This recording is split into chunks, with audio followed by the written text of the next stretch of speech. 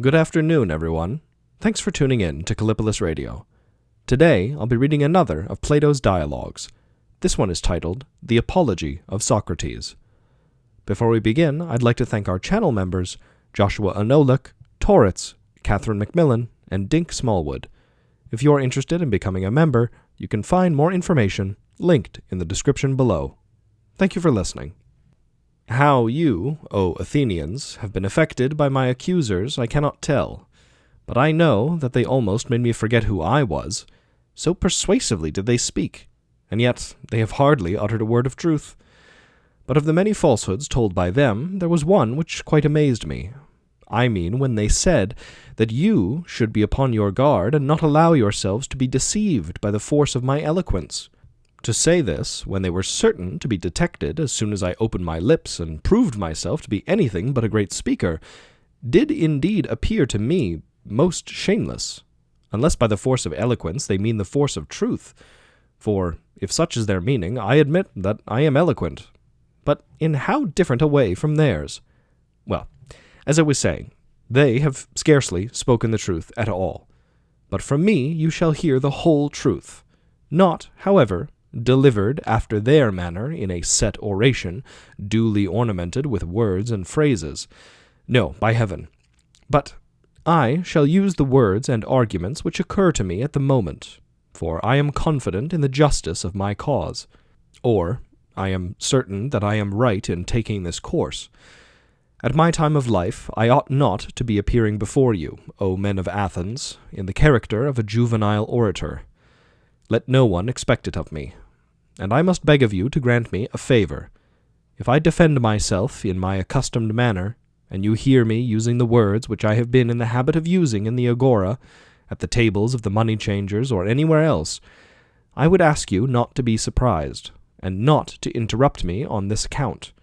For I am more than 70 years of age, and appearing now for the first time in a court of law, well, I am quite a stranger to the language of the place, and therefore I would have you regard me as if I were really a stranger, whom you would excuse if he spoke in his native tongue, and after the fashion of his country.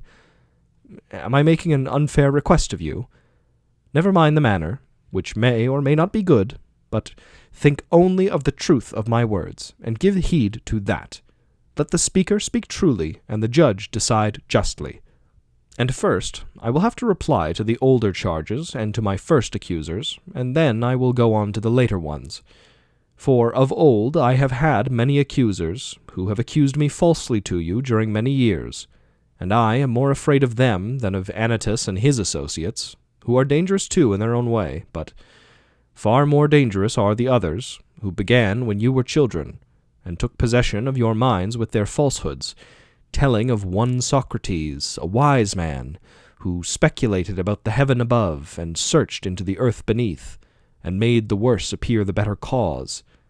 The disseminators of this tale are the accusers whom I dread, for their hearers are apt to fancy that such inquirers do not believe in the existence of the gods, and they are many, and their charges against me are of an ancient date, and they were made by them in the days when you were more impressible than you are now, in childhood, or it may have been in youth. And the cause, when heard, went by default, for there was none to answer. And hardest of all, I do not know and cannot tell the names of my accusers, unless in the chance case of a comic poet. All who from envy and malice have persuaded you, some of them having first convinced themselves, all this class of men are most difficult to deal with, for I cannot have them up here and cross-examine them, and therefore I must simply fight with shadows in my own defense, and argue when there is no one who answers. I will ask you then to assume with me, as I was saying, that my opponents are of two kinds, one recent, the other ancient, and I hope that you will see the propriety of my answering the latter first, for these accusations you heard long before the others, and much oftener.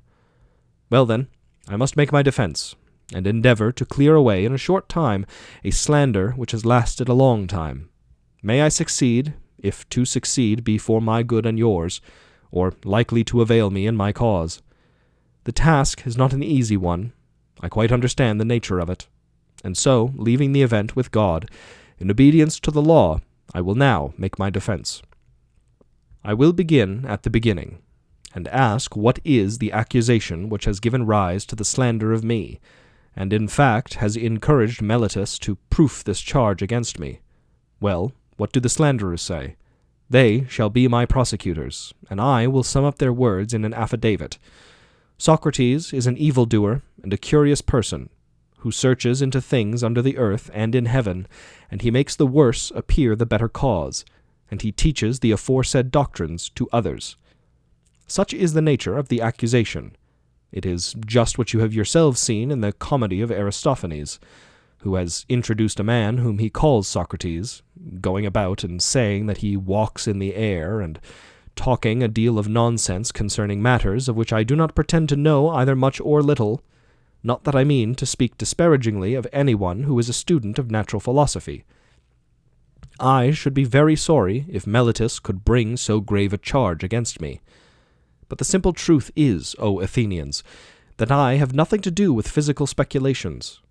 Very many of those here present are witnesses to the truth of this, and to them I appeal. Speak then, you who have heard me, and tell your neighbors whether any of you have ever known me to hold forth in few words, or in many, upon such matters. You hear their answer. And from what they say of this part of the charge, you will be able to judge of the truth of the rest.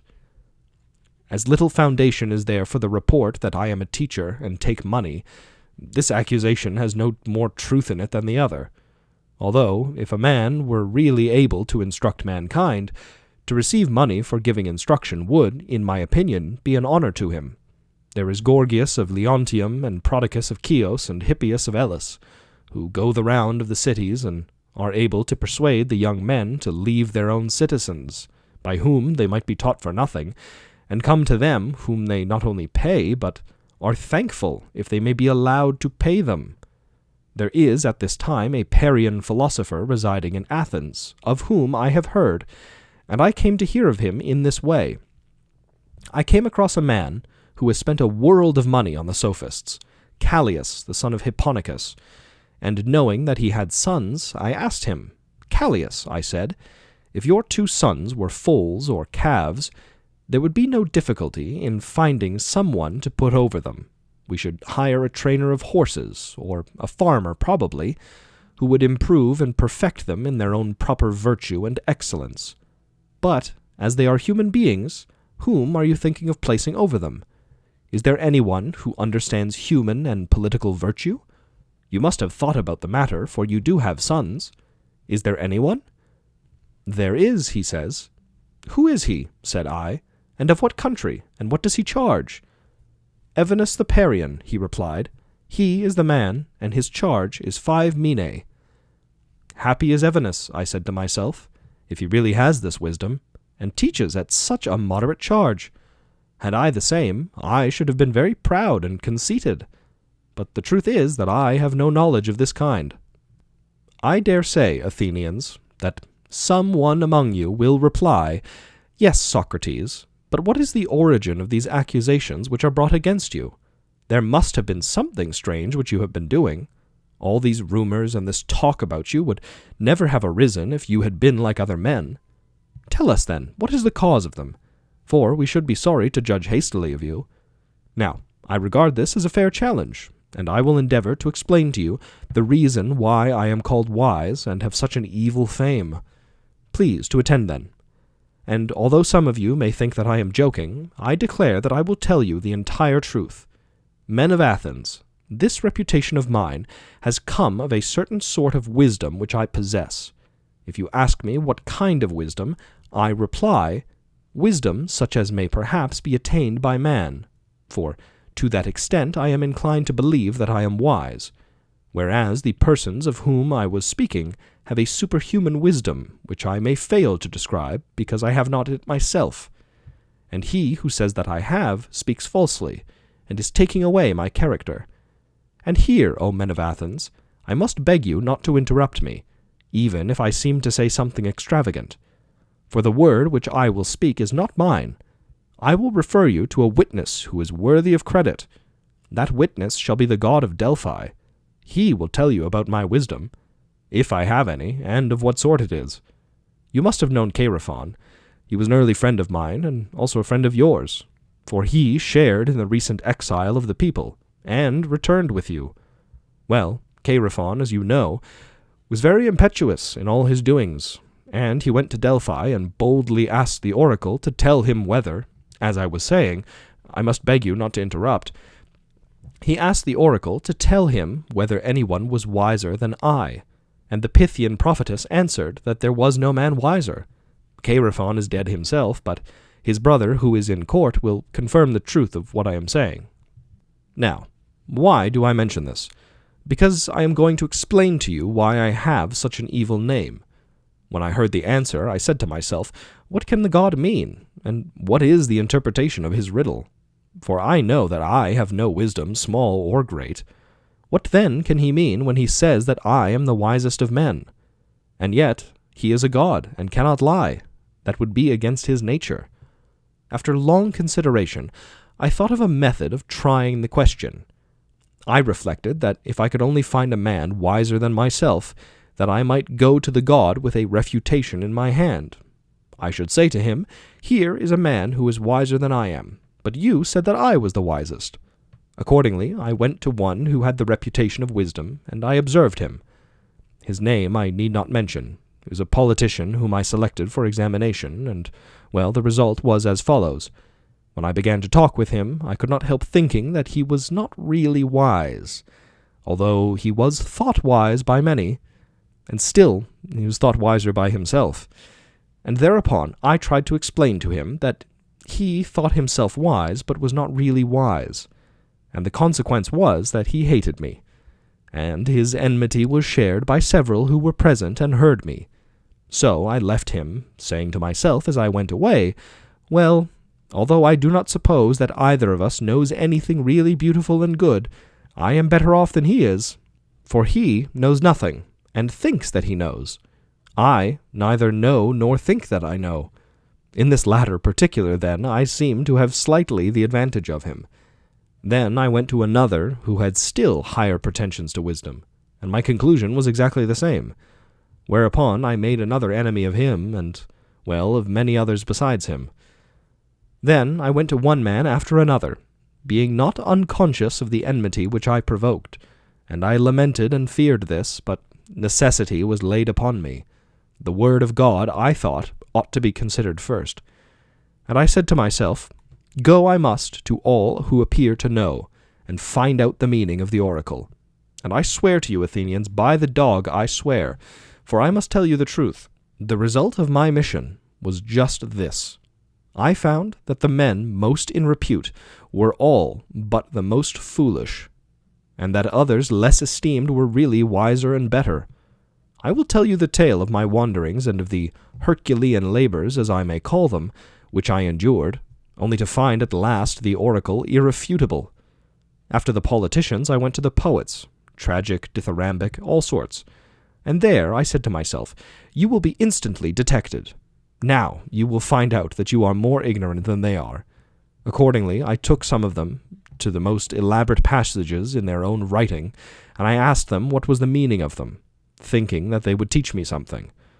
Will you believe me?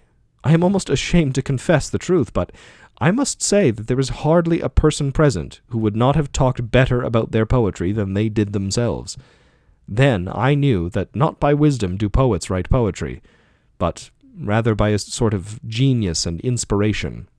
They are like diviners or soothsayers, who also say many fine things, but do not understand the meaning of them. The poets appeared to me to be much in the same case. And I further observed that upon the strength of their poetry, they believed themselves to be the wisest of men in other things in which they were not wise. So I departed, conceiving myself to be superior to them for the same reason that I was superior to the politicians. At last I went to the artisans. I was conscious that I knew nothing at all, as I may say, and I was sure that they knew many fine things, and here I was not mistaken, for they did know many things of which I was ignorant, and in this they certainly were wiser than I was. But I observed that even the good artisans fell into the same error as the poets. Because they were good workmen, they thought that they also knew all sorts of high matters, and this defect in them overshadowed their wisdom. And therefore I asked myself on behalf of the oracle whether I would like to be as I was, neither having their knowledge nor their ignorance, or like them in both. And I made answer to myself and to the oracle that I was better off as I was. This inquisition has led to my having many enemies of the worst and most dangerous kind, and has given occasion also to many calumnies. And I am called wise, for my hearers always imagine that I myself possess the wisdom which I find wanting in others. But the truth is, O men of Athens, that God only is wise, and by his answer he intends to show that the wisdom of men is worth little or nothing. He is not speaking of Socrates. He is only using my name by will of illustration, as if he said, He, O men, is the wisest, who, like Socrates, knows that his wisdom is in truth worth nothing. And so I go about the world obedient to the god, and search and make enquiry into the wisdom of anyone, whether citizen or stranger, who appears to be wise. And if he is not wise, then in vindication of the oracle I show him that he is not wise.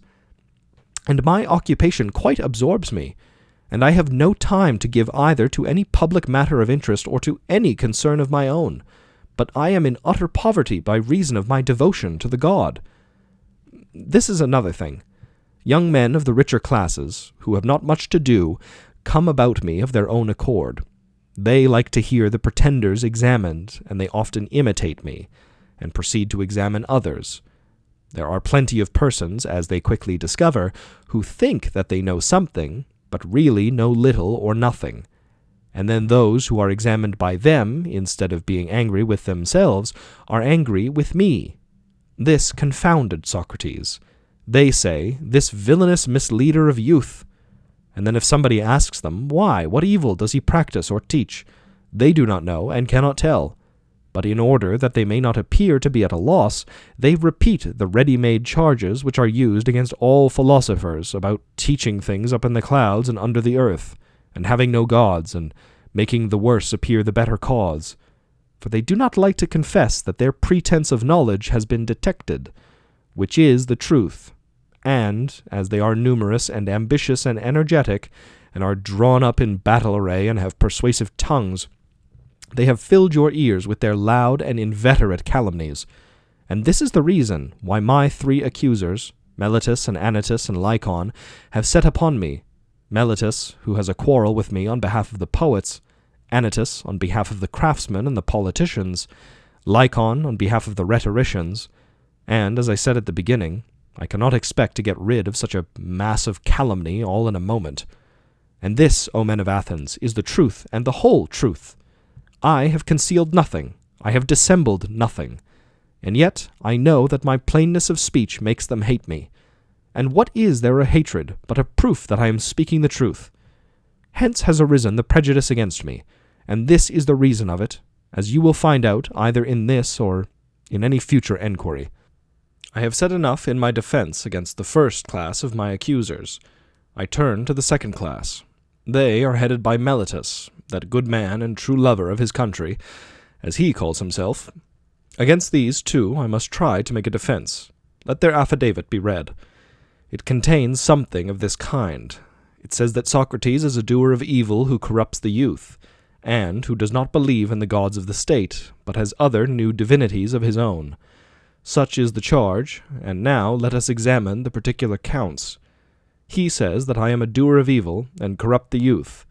But I say, O men of Athens, that Meletus is a doer of evil, in that he pretends to be in earnest, when he is only in jest, and is so eager to bring men to trial from a pretended zeal and interest about matters in which he really never had the smallest interest. And the truth of this I will endeavor to prove to you. Come hither, Meletus, and let me ask a question of you. You think a good deal about the improvement of the youth? Yes, I do. Tell the judges, then, who is their improver, for you must know, as you have taken the pains to discover their corrupter, and are citing and accusing me before them. Speak, then, and tell the judges who their improver is. Observe, Meletus, that you are silent, and have nothing to say. But is not this rather disgraceful, and a very considerable proof of what I was saying, that you have no interest in the matter? Speak up, friend, and tell us who their improver is. The laws. But that, my good sir, is not my meaning. I want to know who the person is, who, in the first place, knows the laws. The judges, Socrates, who are present in court. What do you mean to say, Meletus, that they are able to instruct and improve the youth? Certainly they are. What, all of them? Or some only and not others? All of them. By the goddess here! That is good news. There are plenty of improvers, then. And what do you say of the audience? Do they improve them? Yes, they do. And the senators? Yes, the senators improve them. But perhaps the members of the assembly corrupt them? Or do they too improve them? They improve them. Then every Athenian improves and elevates them, all with the exception of myself. And I alone am their corrupter? Is that what you affirm? That is what I stoutly affirm. I am very unfortunate if you are right, but suppose I ask you a question. How about horses? Does one man do them harm, and all of the world good? Is not the exact opposite the truth? One man is able to do them good, or at least not many. The trainer of horses, that is to say, does them good, and others who have to do with them rather injure them. Is not that true, Meletus, of horses or of any other animal? Most assuredly it is, whether you and Anytus say yes or no. Happy indeed would be the condition of youth if they had one corrupter only, and all of the rest of the world were their improvers. But you, Meletus, have sufficiently shown that you never had a thought about the young. Your carelessness is seen in your not caring about the very things which you bring against me. And now, Meletus, I will ask you another question. By Zeus I will. Which is better, to live among bad citizens or among good ones? Answer, my friend, I say, the question is one which may be easily answered. Do not the good do their neighbors good, and the bad do them evil? Certainly. And is there anyone who would rather be injured than benefited by those who live with them? Answer, my good friend, the law requires you to answer. Does anyone like to be injured? Certainly not. And when you accuse me of corrupting and deteriorating the youth, do you allege that I corrupt them intentionally or unintentionally? Intentionally, I say. But you have just admitted that the good do their neighbors good, and the evil do them evil. Now, is that a truth which your superior wisdom has recognized thus early in life? And am I, at my age, in such darkness and ignorance as not to know that if a man with whom I have to live is corrupted by me, I am very likely to be harmed by him? And yet I corrupt him, and intentionally too. So you say, although neither I nor any other human being is ever likely to be convinced by you. But either I do not corrupt them, or I corrupt them unintentionally, and on either view of the case you lie. If my offense is unintentional, the law has no cognizance of unintentional offenses. You ought to have taken me privately and warned and admonished me. For if I had been better advised, I should have left off doing what I only did unintentionally.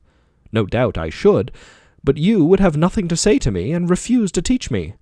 And now you bring me up to this court, which is a place not of instruction, but of punishment. It will be very clear to you, Athenians, as I was saying, that Meletus has no care at all, great or small, about the matter. But still, I should like to know, Meletus, in what I am affirmed to corrupt the young. I suppose you mean, as I infer from your indictment, that I teach them not to acknowledge the gods which the state acknowledges, but some other new divinity, or spiritual agencies in their stead. These are the lessons by which I corrupt the youth, as you say. Yes, I say that emphatically. Then by the gods, Meletus, of whom we are speaking, tell me, and the court, in somewhat plainer terms what you mean. For I do not as yet understand whether you affirm that I teach other men to acknowledge some gods, and therefore that I do believe in gods and am not an entire atheist. This you do not lay to my charge, but only you say that they are not the same gods which the city recognizes. The charge is that they are different gods. Or do you mean that I am an atheist simply, and a teacher of atheism? I mean the latter, that you are a complete atheist. What an extraordinary statement! Why do you think so, Meletus? Do you mean that I do not believe in the godhead of the sun or moon like other men? I assure you, judges, that he does not, for he says that the sun is a stone and the moon is made of earth. Friend Meletus, you think that you are accusing Anaxagoras, and you have but a bad opinion of the judges if you fancy them illiterate to such a degree as not to know that these doctrines are found in the books of Anaxagoras the Clazomenian, which are full of them. And so, forsooth, the youth are said to be taught them by Socrates, when there are not unfrequently exhibitions of them at the theatre. And they might pay their money and laugh at Socrates if he pretends to father these extraordinary views. And so, Meletus, you really think that I do not believe in any god? I swear by Zeus that you believe absolutely in none at all. Nobody will believe you, Meletus, and I am pretty sure that you do not believe yourself. I cannot help thinking, men of Athens, that Meletus is reckless and impudent, and that he has written this indictment in a spirit of mere wantonness and youthful bravado. Has he not compounded a riddle, thinking to try me? He said to himself, I shall see whether the wise Socrates will discover my facetious contradiction, or whether I shall be able to deceive him and the rest of them. For he certainly does appear to me to contradict himself in the indictment, as much as if he said that Socrates is guilty of not believing in the gods, and yet of believing in them. But this is not like a person who is in earnest. I should like you, O men of Athens, to join me in examining what I conceive to be his inconsistency. And do you, Meletus, answer. And I must remind the audience of my request that they would not make a disturbance if I speak in my accustomed manner. Did ever man, Meletus, believe in the existence of human things and not of human beings? I wish, men of Athens, that he would answer and not be always trying to get up an interruption. Did ever any man believe in horsemanship and not in horses, or in flute-playing and not in flute-players? No, my friend, I will answer to you and to the court, as you refuse to answer for yourself. There is no man who ever did. But now, please to answer the next question. Can a man believe in spiritual and divine agencies and not in spirits or demigods? He cannot. How lucky I am to have extracted that answer, by the assistance of the court. But then you swear in the indictment that I teach and believe in divine or spiritual agencies, new or old, no matter for that. At any rate, I believe in spiritual agencies. So you say and swear in the affidavit. And yet, if I believe in divine beings, how can I help believing in spirits or demigods? Must I not? To be sure, I must. And therefore I may assume that your silence gives consent. Now what are spirits or demigods? Are they not either gods or the sons of gods? Certainly they are. But this is what I call the facetious riddle invented by you. The demigods or spirits are gods, and you say first that I do not believe in gods, and then again that I do believe in gods. That is, if I believe in demigods. For if the demigods are the illegitimate sons of gods, whether by the nymphs or by any other mothers of whom they are said to be the sons, what human being will ever believe that there are no gods if they are the sons of gods? You might as well affirm the existence of mules and deny that of horses and asses. Such nonsense, Meletus, could only have been intended by you to make a trial of me. You have put this into the indictment because you had nothing real of which to accuse me. But no one who has a particle of understanding will ever be convinced by you that the same men can believe in divine and superhuman things, and yet not believe that there are gods and demigods and heroes. I have said enough in answer to the charge of Meletus. Any elaborate defense is unnecessary. But I know only too well how many are the enmities which I have incurred, and this is what will be my destruction if I am destroyed. Not Meletus, nor yet Anytus, but the envy and detraction of the world, which has been the death of many good men, and will probably be the death of many more. There is no danger of my being the last of them.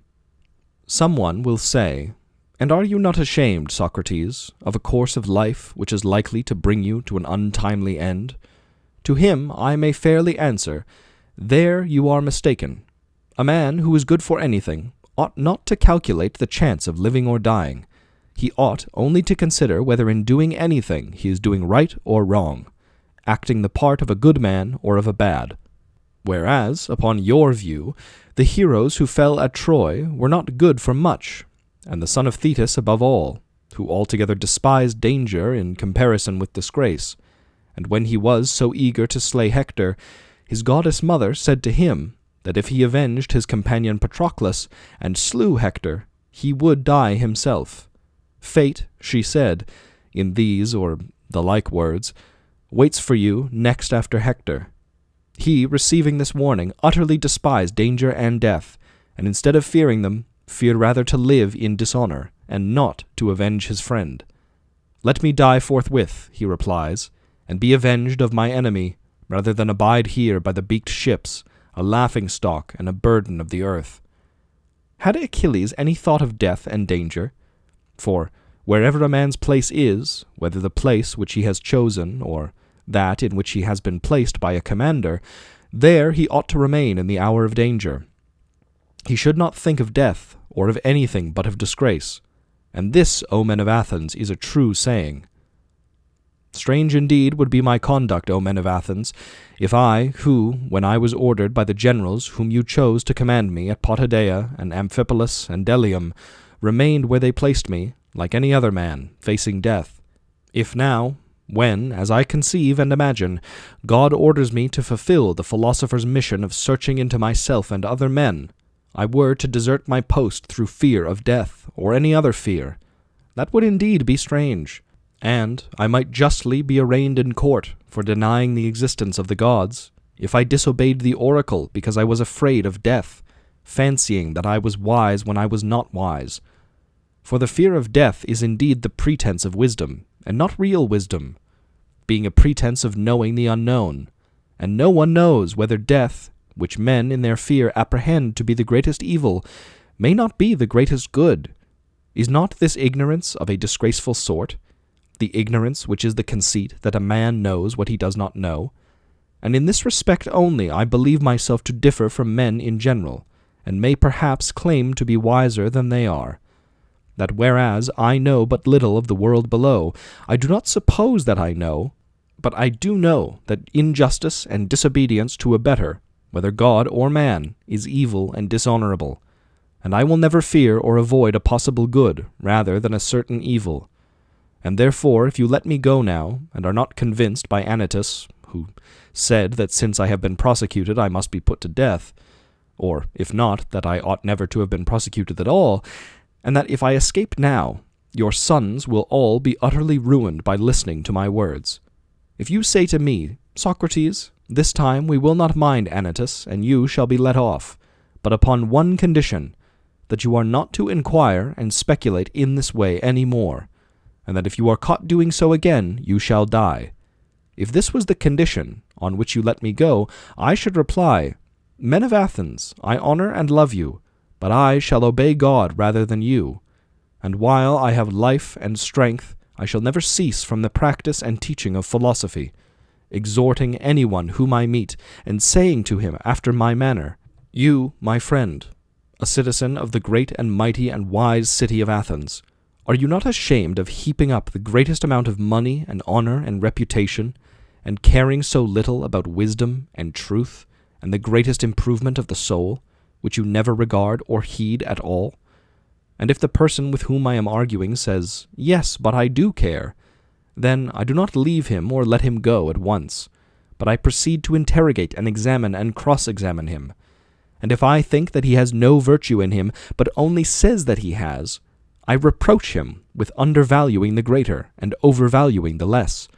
And I shall repeat the same words to everyone whom I meet, young and old, citizen and alien, but especially to the citizens, inasmuch as they are my brethren.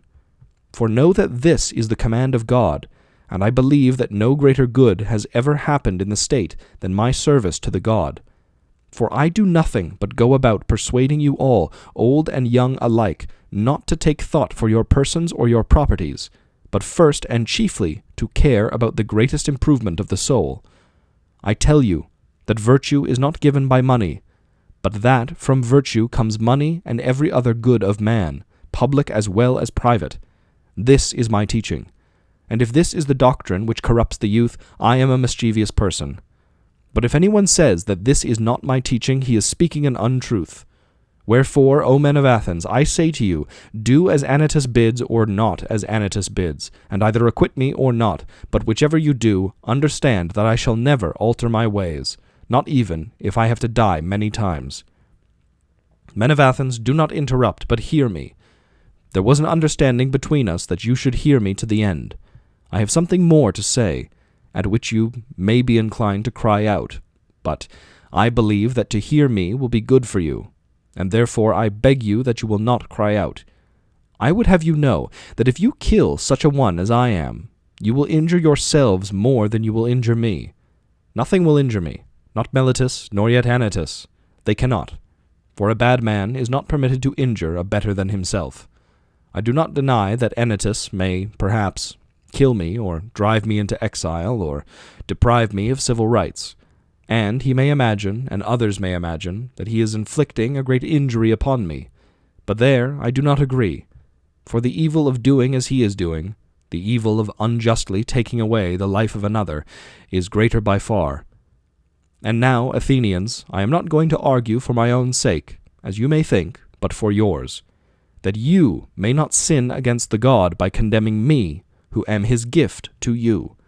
For if you kill me, you will not easily find a successor to me, who, if I may use such a ludicrous figure of speech, am a sort of gadfly, given to the state by God, and the state is a great and noble steed who is tardy in his motions owing to his very size, and requires to be stirred into life. I am that gadfly which God has attached to the state, and all day long, and in all places, I am always fastening upon you, arousing and persuading and reproaching you. You will not easily find another like me, and therefore I would advise you to spare me. I dare say that you may feel out of temper, like a person who is suddenly awakened from sleep, and you think that you might easily strike me dead as Anytus advises, and then you would sleep on for the remainder of your lives, unless God in his care of you sent you another gadfly. When I say that I am given to you by God, the proof of my mission is this. If I had been like other men, I should not have neglected all of my own concerns, or patiently seen the neglect of them during all these years, and have been doing yours, coming to you individually like a father or elder brother, exhorting you to regard virtue. Such conduct, I say, would be unlike human nature. If I had gained anything, or if my exhortations had been paid, there would have been some sense in my doing so. But now, as you will perceive, not even the impudence of my accusers dares to say that I have ever exacted or sought pay of anyone. Of that they have no witness. And I have a sufficient witness to the truth of what I say, my poverty. Someone may wonder why I go about in private giving advice and busying myself with the concerns of others. But do not venture to come forward in public and advise the state. I will tell you why. You have heard me speak at sundry times and in divers places of an oracle or a sign which comes to me, and this is the divinity which Meletus ridicules in the indictment. This sign, which is a kind of voice, first began to come to me when I was a child. It always forbids, but never commands me to do anything which I am going to do. This is what deters me from being a politician, and rightly, as I think. For I am certain, O men of Athens, that if I had engaged in politics, I should have perished long ago, and done no good either to you or to myself. And do not be offended at my telling you the truth, for the truth is that no man who goes to war with you, or any other multitude, honestly striving against the many lawless and unrighteous deeds which are done in a state, will save his life. He who will fight for the right, if he would live even for a brief space, must have a private station and not a public one. I can give you convincing evidence of what I say, not words only, but what you value far more, actions. Let me relate to you a passage of my own life which will prove to you that I should never have yielded to injustice from any fear of death, and that, as I should have refused to yield, I must have died at once. I will tell you a tale of the courts, not very interesting perhaps, but nevertheless true. The only office of state which I ever held, O men of Athens, was that of senator. The tribe Antiochus, which is my tribe, had the presidency at the trial of the generals who had not taken up the bodies of the slain after the battle of Arginusae. And you proposed to try them in a body, contrary to the law, as you all thought afterwards. But, at the time, I was the only one of the Prytanes who was opposed to the illegality, and I gave my vote against you.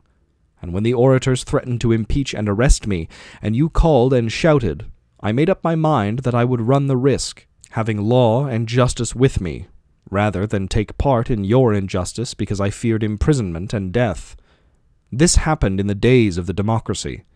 But when the oligarchy of the 30 was in power, they sent for me and 4 others into the rotunda, and bade us bring Leon the Salaminian from Salamis, as they wanted to put him to death.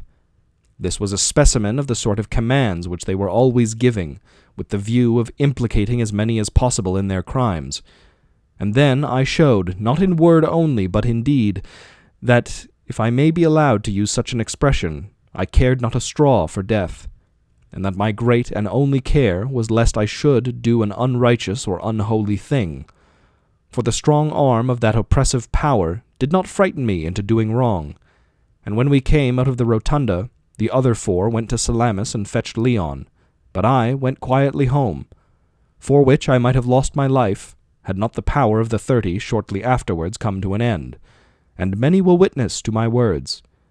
Now, do you really imagine that I could have survived all of these years if I had led a public life, supposing that like a good man I had always maintained the right and had made justice, as I ought, the first thing? No, indeed, men of Athens, neither I nor any other public man. But I have been always the same in all of my actions, public as well as private, and never have I yielded any base compliance to those who are slanderously termed my disciples, or to any other.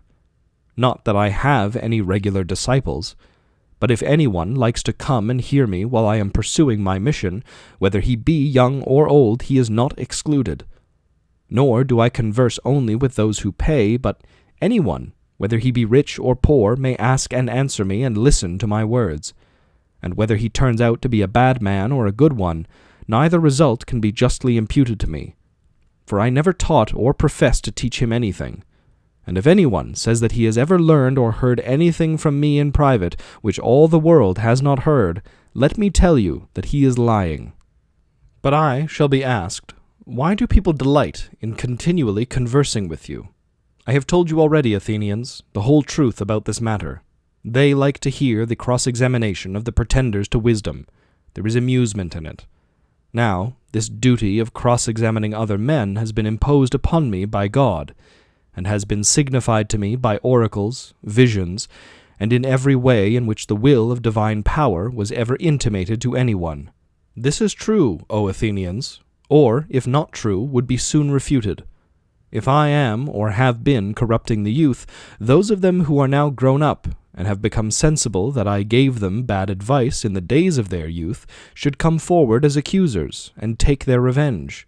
Or, if they do not like to come themselves, some of their relatives, fathers, brothers, or other kinsmen, should say what evil their families have suffered at my hands.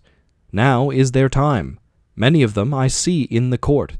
There is Crito, who is of the same age and of the same deme with myself. And there is Critobulus his son, whom I see also. Then again there is Lysanias of Sphetus, who is the father of Aeschines. He is present. And also there is Antiphon of Cephisus, who is the father of Epigenes. And there are the brothers of several who have associated with me. There is Nicostratus, the son of Theostodytes, and the brother of Theodotus. Now, Theodotus himself is dead, and therefore he, at any rate, will not seek to stop him. And there is Perillus, the son of Demodocus, who had a brother Theages, and Adimantus, the son of Ariston, whose brother Plato is present, and Aeantodorus, who is the brother of Apollodorus, whom I also see. I might mention a great many others, some of whom Meletus should have produced as witnesses in the course of his speech, and let him still produce them. If he has forgotten, I will make way for him, and let him say if he has any testimony of the sort which he can produce. Nay, Athenians, the very opposite is true, for all of these are ready to witness on behalf of the corrupter, of the injurer of their kindred, as Meletus and Anytus call me, not the corrupted youth only, There might have been a motive for that, but their uncorrupted elder relatives. Why should they too support me with their testimony? Why, indeed, except for the sake of truth and justice, and because they know that I am speaking the truth, and that Meletus is a liar? Well, Athenians, this, and the like of this, is all the defense which I have to offer. Yet a word more. Perhaps there may be someone who is offended at me, when he calls to mind how he himself, on a similar, or even a less serious occasion, prayed and entreated the judges with many tears, and how he produced his children in court, which was a moving spectacle, together with a host of relations and friends, whereas I, who am probably in danger of my life, will do none of these things. The contrast may occur to his mind, and he may be set against me, and vote in anger because he is displeased at me on this account. Now, if there be such a person among you, mind, I do not say that there is, to him I may fairly reply, My friend, I am a man, and like other men, a creature of flesh and blood, and not of wood or stone, as Homer says, and I have a family, yes, and sons. O Athenians, 3 in number, 1 almost a man, and 2 others who are still young. And yet I will not bring any of them hither, in order to petition you for an acquittal. And why not? Not from any self-assertion or want of respect for you. Whether I am or am not afraid of death is another question, of which I will now speak. But, having regard to public opinion, I feel that such conduct would be discreditable to myself, and to you, and to the whole state. One who has reached my years, and who has a name for wisdom, ought not to demean himself. Whether this opinion of me be deserved or not, at any rate, the world has decided that Socrates is in some way superior to other men. And if those among you who are said to be superior in wisdom and courage, and any other virtue, demean themselves in this way, how shameful is their conduct! I have seen men of reputation, when they have been condemned, behaving in the strangest manner. They seemed to fancy that they were going to suffer something dreadful if they died, and that they could be immortal if you only allowed them to live. And I think that such are a dishonor to the state, and that any stranger coming in would have said of them that the most eminent men of Athens, to whom the Athenians themselves give honor and command, are no better than women. And I say that these things ought not to be done by those of us who have a reputation, and if they are done, you ought not to permit them. You ought rather to show that you are far more disposed to condemn the man who gets up a doleful scene and makes the city ridiculous than him who holds his peace. But, setting aside the question of public opinion, there seems to be something wrong in asking a favor of the judge, and thus procuring an acquittal, instead of informing and convincing him. For his duty is not to make a present of justice, but to give judgment, and he has sworn that he will judge according to the laws, and not according to his own good pleasure. And we ought not to encourage you, nor should you allow yourselves to be encouraged in this habit of perjury. There can be no piety in that. Do not then require me to do what I consider dishonorable and impious and wrong, especially now, when I am being tried for impiety on the indictment of Meletus. For if, O men of Athens, by force of persuasion and entreaty, I could overpower your oaths, then I should be teaching you to believe that there are no gods, and in defending should simply convict myself of the charge of not believing in them. But that is not so, far otherwise, for I do believe that there are gods, and in a sense higher than that in which any of my accusers believe in them. And to you and to God I commit my cause, to be determined by you, as is best for you and me. There are many reasons why I am not grieved, O men of Athens, at the vote of condemnation. I expected it, and I am only surprised that the votes are so nearly equal, for I had thought that the majority against me would have been far larger. But now, had 30 votes gone over to the other side, I should have been acquitted. And I may say, I think that I have escaped Meletus. I may say more, for without the assistance of Anytus and Lycon, anyone may see that he would not have had a 5th part of the votes, as the law requires, in which case he would have incurred a fine of 1,000 drachmae. And so he proposes death as the penalty. And what shall I propose on my part, O men of Athens? clearly, that which is my due. And what is my due? What return shall be made to the man who has never had the wit to be idle during his whole life, but has been careless of what the many care for, wealth and family interests and military office and speaking in the assembly and magistracies and plots and parties, reflecting that I was really too honest of a man to be a politician and live, I did not go where I could do no good to you or to myself, but where I could do the greatest good privately to every one of you. Thither I went, and sought to persuade every man among you that he must look to himself, and seek virtue and wisdom before he looks to his private interests, and look to the state before he looks to the interests of the state, and that this should be the order in which he observes all of his actions. What shall be done to such a one? Doubtless some good thing, O men of Athens, if he has his reward, and the good should be of a kind suitable to him. What would be the reward suitable to a poor man who is your benefactor, and who desires leisure that he may instruct you? There can be no reward so fitting as maintenance in the Prytaneum, O men of Athens, a reward which he deserves far more than the citizen who has won the prize at Olympia in the horse or chariot race, whether the chariots were drawn by 2 horses or by many. For I am in want, and he has enough, and he only gives you the appearance of happiness, and I give you the reality. And if I am to estimate the penalty fairly, I should say that maintenance in the Prytaneum is the just return. Perhaps you think that I am braving you in what I am saying now, as in what I said before about the tears and prayers, but this is not so. I speak rather because I am convinced that I never intentionally wronged anyone, although I cannot convince you, the time has been too short. If there were a law at Athens, as there is in other cities, that a capital case should not be decided in one day, then I believe that I should have convinced you. But I cannot in a moment refute great slanders, and as I am convinced that I never wronged another, I will assuredly not wrong myself. I will not say of myself that I deserve any evil or propose any penalty. Why should I? Because I am afraid of the penalty of death which Meletus proposes? When I do not know whether death is a good or an evil? Why should I propose a penalty which would certainly be an evil? Shall I say imprisonment? And why should I live in prison, and be the slave of the magistrates of the year, of the 11? Or shall the penalty be a fine, and an imprisonment until the fine is paid? There is the same objection. I should have to lie in prison. For money I have none, and cannot pay.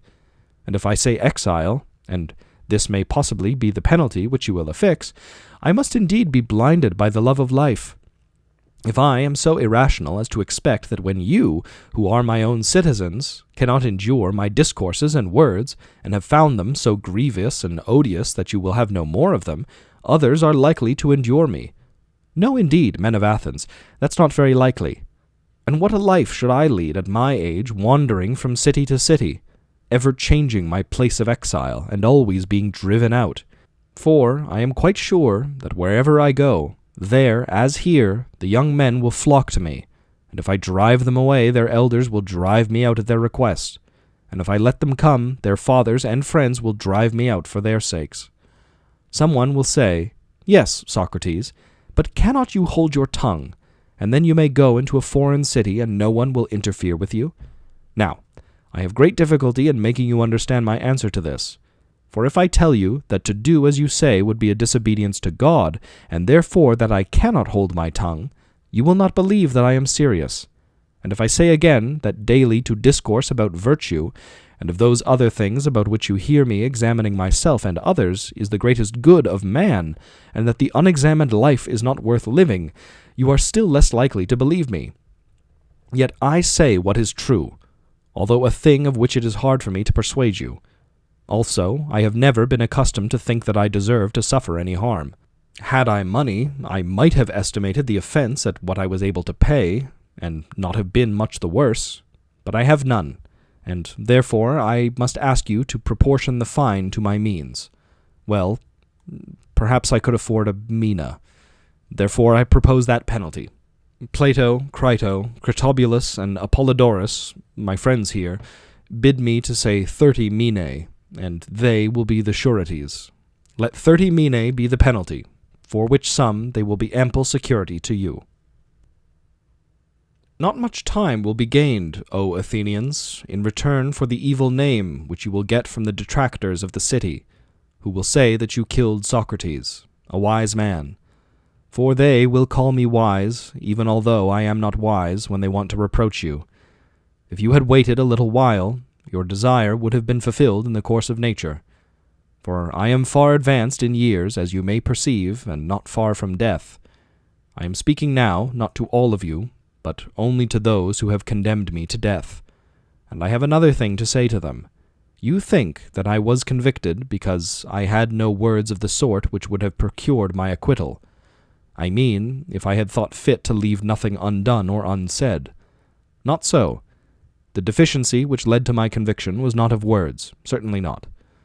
But I had not the boldness or impudence or inclination to address you as you would have liked me to do, weeping and wailing and lamenting, and saying and doing many things which you have been accustomed to hear from others, and which, as I maintain, are unworthy of me. I thought at the time that I ought not to do anything common or mean when in danger, nor do I now repent of the style of my defense. I would rather die, having spoken after my manner, than speak in your manner and live. For neither in war nor yet at law ought I or any man to use every way of escaping death. Often in battle there can be no doubt that if a man will throw away his arms and fall on his knees before his pursuers, he may escape death, and in other dangers there are other ways of escaping death, if a man is willing to say and do anything. The difficulty, my friends, is not to avoid death, but to avoid unrighteousness, for that runs faster than death. I am old and move slowly, and the slower runner has overtaken me, and my accusers are keen and quick, and the faster runner, who is unrighteousness, has overtaken them. And now I depart hence, condemned by you to suffer the penalty of death. They too go their ways, condemned by the truth to suffer the penalty of villainy and wrong. And I must abide by my award. Let them abide by theirs. I suppose that these things may be regarded as fated, and I think that they are well. And now, O men who have condemned me, I would fain prophesy to you, for I am about to die, and in the hour of death men are gifted with prophetic power. And I prophesy to you who are my murderers, that immediately after my departure, punishment far heavier than you have inflicted on me will surely await you. Me you have killed because you wanted to escape the accuser, and not to gain an account of your lives. But that will not go as you suppose. Far otherwise. For I say that there will be more accusers of you than there are now. Accusers whom hitherto I have restrained, and as they are younger they will be more inconsiderate with you, and you will be more offended at them. If you think that by killing men you can prevent someone from censuring your evil lives, you are mistaken. That is not a way of escape which is either possible or honorable. The easiest and the noblest way is not to be disabling others, but to be improving yourselves. This is the prophecy which I utter before my departure to the judges who have condemned me. Friends, who would have acquitted me, I would like also to talk with you about the thing which has come to pass, while the magistrates are busy, and before I go to the place at which I must die. Stay then a little, for we may as well talk with one another while there is time. You are my friends, and I should like to show you the meaning of this event which has happened to me. O my judges, for you I may truly call judges, I should like to tell you of a wonderful circumstance. Hitherto the divine faculty, of which the internal oracle is the source, has constantly been in the habit of opposing me, even about trifles, if I was going to make a slip or error in any matter. And now, as you see, there has come upon me that which may be thought, and is generally believed to be, the last and worst evil. But the oracle made no sign of opposition, either when I was leaving my house in the morning, or when I was on my way to court, or while I was speaking, at anything which I was going to say. And yet I have often been stopped in the middle of a speech. But now, in nothing I either said or did touching the matter in hand has the oracle opposed me. What do I take to be the explanation of this silence? I will tell you. It is an intimation that what has happened to me is a good, and that those of us who think that death is an evil are in error. For the customary sign would surely have opposed me had I been going to evil and not to good. Let us reflect in another way, and we shall see that there is great reason to hope that death is a good. For one of two things: either death is a state of nothingness and utter unconsciousness, or, as men say, there is a change and migration of the soul from this world to another. Now, if you suppose that there is no consciousness, but a sleep like the sleep of him who is undisturbed even by dreams, death will be an unspeakable gain. For if a person were to select the night in which his sleep was undisturbed even by dreams, and were to compare with this the other days and nights of his life, and then were to tell us how many days and nights he had passed in the course of his life better and more pleasantly than this one, I think that any man, I will not say a private man, but even the great king, will not find many such days or nights when compared with the others. Now, if death be of such a nature, I say that to die is gain, for eternity is then only a single night. But if death is the journey to another place, and there, as men say, all the dead abide, what good, O my friends and judges, can be greater than this? If indeed when the pilgrim arrives in the world below, he is delivered from the professors of justice in this world, and finds the true judges who are said to give judgment there, Minos and Rhadamanthus and Acus and Triptolemus, and other sons of God who were righteous in their own life, that pilgrimage will be worth making. What would not a man give if he might converse with Orpheus and Musaeus and Hesiod and Homer? Nay, if this be true, let me die again and again. I myself, too, shall have a wonderful interest in their meeting and conversing with Palamedes and Ajax the son of Telamon, and any other ancient hero who has suffered death through an unjust judgment. And there will be no small pleasure, as I think, in comparing my own sufferings with theirs. Above all, I shall then be able to continue my search into true and false knowledge, as in this world, so also in the next. And I shall find out who is wise, and who pretends to be wise, and is not. What would not a man give, O judges, to be able to examine the leader of the Trojan expedition, or Odysseus, or Sisyphus, or numberless others, men and women too? What infinite delight would there be in conversing with them and asking them questions? In another world they do not put a man to death for asking questions, assuredly not. For besides being happier than we are, they will be immortal, if what is said is true. Wherefore, O judges, be of good cheer about death, and know of a certainty that no evil can happen to a good man, either in life or after death. He and his are not neglected by the gods, nor has my own approaching end happened by mere chance. But I see clearly that the time has arrived when it was better for me to die and be released from trouble, wherefore the oracle gave no sign. For which reason, also, I am not angry with my condemners, or with my accusers. They have done me no harm, although they did not mean to do me any good, and for this I may gently blame them. Still, I have a favor to ask of them. When my sons are grown up, I would ask you, O my friends, to punish them, and I would have you trouble them, as I have troubled you, if they seem to care about riches, or anything, more than about virtue, or if they pretend to be something when they really are nothing.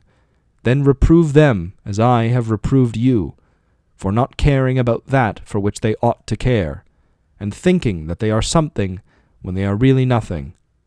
And if you do this, both I and my sons will have received justice at your hands.